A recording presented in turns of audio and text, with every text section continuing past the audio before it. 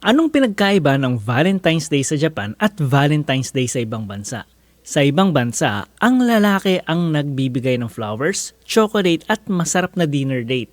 Ang lalaki ang nanliligaw at nag-e-effort magpakita ng pagmamahal sa babae. Kaya naman ang mga babae sa buong mundo, except sa Japan, China, Taiwan, ay excited tuwing Valentine's Day dahil nag-e-expect sila sa sweet nilang boyfriend or asawa na itatrato sila na parang VIP. Kung sakaling successful na lalaki, alam na mangyayari. Dito sa Japan, eto nakaka-culture shock. Baligtad dito. Tuwing February 14, Valentine's Day, ang babae ang nagbibigay ng chocolate sa lalaki. Oo, ang babae nag-effort, hindi lalaki. At hindi lang basta chocolate.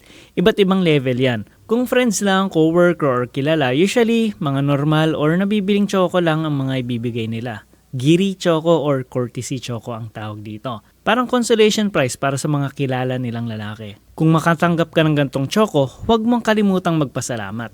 Kung may gusto sa'yo ang babae at may gusto siyang iparating, ang chocolate na bibigay nila ay ibang level. Honmei choco or true feelings choco ang ibibigay ng babae sa asawa nila, boyfriend or sa crush nila. Mas mamahalin, special at karamihan dito, handmade ang chocolate. Sakaling makatanggap ka ng ganitong chocolate, napakaswerte mo. Ibig sabihin nun may gusto or mahal ka ng babae.